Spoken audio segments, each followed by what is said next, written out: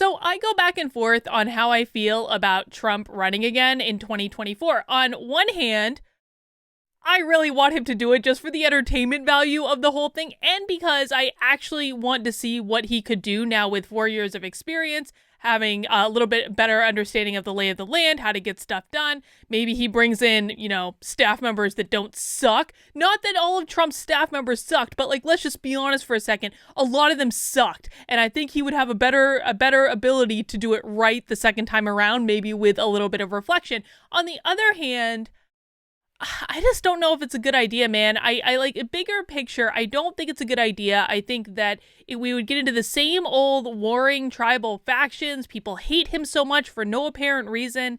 Maybe a lot of people will red pill in the next 4 years. I don't know. I don't know what's going to happen, and what it's going to be is going to be. I would probably end up supporting him if he decided to run again in 2024, unless he went way off the deep end, but who knows? But regardless, I have a backup. I have a backup person who I would absolutely, as of right now, support running in 2024. And that is Florida Governor Ron DeSantis. And I have a couple reasons that I like Ron DeSantis. Number one, I think he was a stand-up guy in terms of how he handled the whole vaccine issue, saying that, yeah, the elderly should actually get it first, and whoop-de-doo that I'm an elected official in government. I'm going to wait until all of them have it, and then I'll take it. I thought that was a really upstanding thing to do. Number two is his response to a question about not wearing a mask for the Super Bowl. Now, if you guys follow me on Twitter, and I know a lot of you hate Twitter or whatever, but I was kind of railing on Tampa Mayor, whatever her name is. I don't even know. Blonde woman Tampa Mayor, who gave this press conference yesterday and was like, we saw and have identified the people who were celebrating without wearing a mask on Super Bowl Sunday. We will hunt them down and they will be investigated, even though she herself was not wearing a mask the entire day. But then the Florida governor was asked why he wasn't wearing a mask, and he gave possibly the best response ever in the history of responses, which is, how the hell am I going to be able to drink a beer with a mask on? Yes, Ron DeSantis, that is exactly the correct response, because these ongoing questions about masks deserve mockery. That is all they deserve. They do not deserve to be taken seriously. They just deserve mockery. But, and I gotta tell you too, I actually tweeted about this, and I have to say, there was one response that really kind of made my night. Prodigal Patriot says, we're at a point where common sense sounds so refreshing, we're crying out to make the one speaking president. And I actually thought that was a really, apt observation. Someone says one thing that makes sense, we're like, oh my God, thank God. There is no common sense in the world. This is not just the land of stupidity. I think I just combined stupidity and idiocracy in the same word. Whatever. You guys know what I mean. We're so happy that one politician is like, no, I just want to enjoy the football game and drink a beer. They were like, oh my God, president, yes, please accept the job, Ron DeSantis. But you know what? Listen, there's also another serious reason that I like Ron DeSantis for this job, and that's because he is not messing around when it comes to big tech. This was a story a week ago in Breitbart.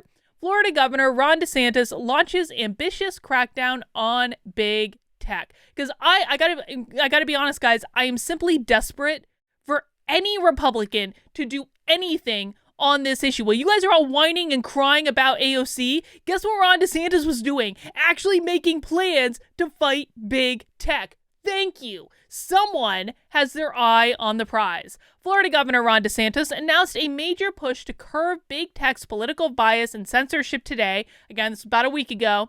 With measures including a ban on the censorship of political candidates and mandatory opt-outs of content filters for citizens of the Sunshine State. I've been talking with my husband about maybe moving to Florida at some point, and I gotta tell you, the option is looking more and more appealing every single day, particularly since I'm in New Hampshire and we've had snow for 3 straight days and it's really cold.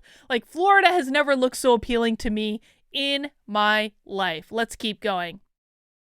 In a 45-minute speech, the governor identified big tech companies as the leading threat to American democracy and freedom of expression today, and pledged that Florida Republicans would take action. The new regulations announced by DeSantis include Mandatory opt-outs from big tech's content filters, a solution to tech censorship, first proposed by Breitbart News in 2018. A private right of action for Floridian citizens against tech companies that violate this condition. Fines of $100,000 per day levied on tech companies that suspend candidates for elected office in Florida from their platforms. Daily fines for any tech company that uses their content and user-related algorithms to suppress or prioritize the access of any content related to a political candidate or cause on a ballot. Greater transparency requirements, disclosure requirements enforced by Florida's election authorities for tech companies that favor one candidate over another, and power for the Florida Attorney General to bring cases against tech companies that violate these conditions under the state's unfair and deceptive practices law. This is the widest and most aggressive range of regulatory legislative solutions so far proposed by any U.S. state to tackle the problem of tech censorship. Can we just give a slow clap to Ron DeSantis? Thank you, Ron. Thank you, Ron, for actually doing something. Or at least you haven't done anything yet, so maybe I shouldn't give you the full slow clap, but you're at least proposing something. You're proposing some sort of plan and appear to be taking action on an issue when every other Republican is sitting on their hands and going, I don't know what the problem is. I mean, we can complain about it till kingdom come, but you actually want us to do something? You mean you actually want us to do our goddamn jobs? Please. At a press conference earlier today, Ron DeSantis highlighted the importance of the issue.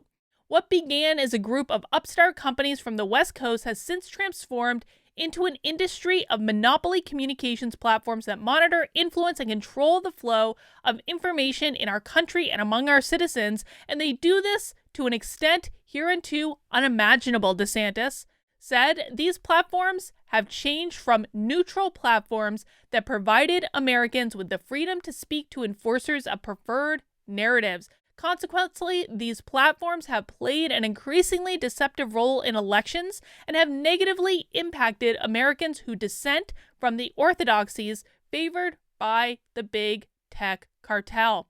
You know, I was looking at my Facebook page, and I don't really even use Facebook anymore, and I really don't even, rely on, I threw up my Facebook page when you guys started knowing who I was to have some place for you to go to on there, but I really have never used it, and it's probably a really good thing, because I was looking on it yesterday, and Facebook has completely shadow banned me off the site.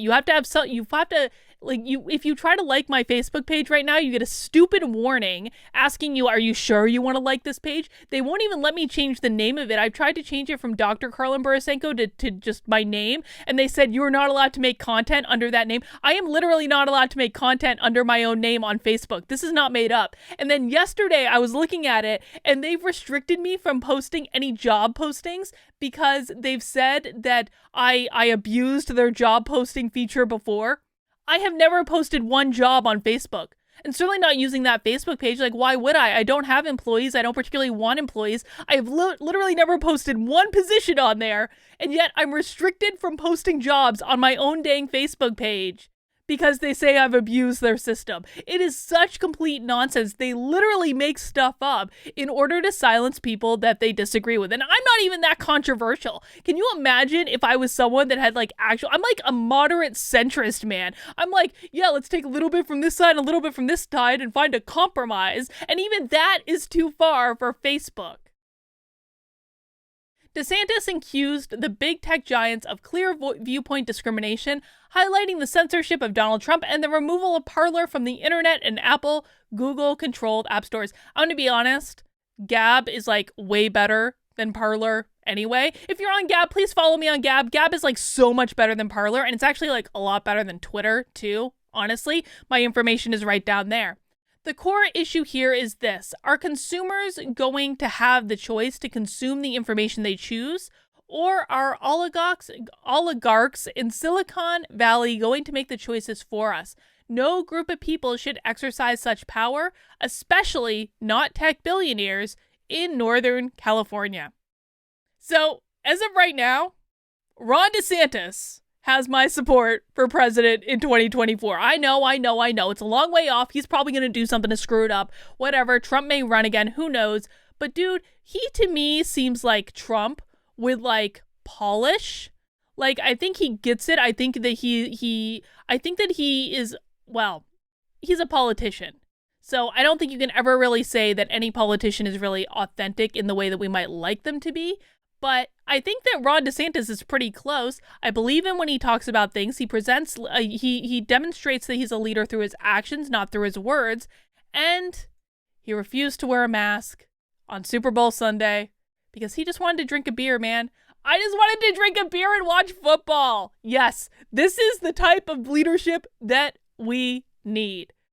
All right, guys, if you enjoyed this video, I hope you'll consider subscribing to the channel, turning on notifications, giving it a thumbs up, leaving a comment. Leave a comment and let me know who you want to see run for president in 2024. That's all I've got for right now. I'll see you soon.